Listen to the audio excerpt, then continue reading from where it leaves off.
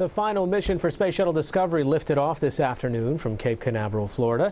It's carrying 6 crew, cargo, and a robot assistant to the International Space Station 220 miles from Earth.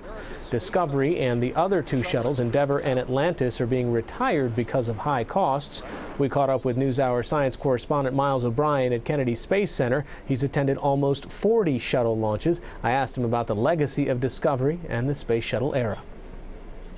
Discovery has flown the most missions, and you could argue the most significant missions. Both returned to flights after the Challenger and Columbia disasters, the deployment of the Hubble Space Telescope, numerous other significant events along the way. The second flight of John Glenn into space after his long time away from space after being the first American to orbit the Earth. Now, this is, when we look at the bigger picture of the Space Shuttle program, when they originally designed it, they thought it was actually going to be making money. But what was the promise that we had with space shuttles versus what they delivered? Well, the promise of the Space Shuttle program, when you look at how they were selling it in front of Congress, was just pure fancy. There were all these studies which indicated the Space Shuttle fleet could be flown on the order of once a week, and that it would have airliner-like capability for turning it around once it got on the ground. But it's an incredibly complicated system, and there wasn't a full appreciation at the time for really how difficult it was to fly a reusable spacecraft to and from space. NASA was trying to meet that promise, and then, of course, we lost Challenger 25 years ago.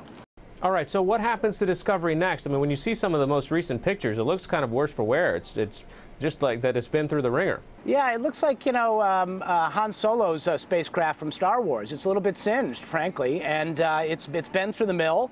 It's got many millions of miles on the odometer, as it were, and those heat-resistant tiles, some 20,000 of them, that envelop the space shuttle and keep it safe for its crew, assuming all goes well when it comes back in for re-entry, they get singed. And so when you get close to an orbiter, you suddenly realize that it's been through the mill, so to speak. It's not pristine on the outside. Now you go inside, and it's got that new car smell. They do a very nice job of turning these things around and making them as new as they can possibly be. They were certified, each orbiter was certified for 100 flights on the airframe, and this will be the 39th flight for the Space Shuttle Discovery. So in theory, she could go on for a long time.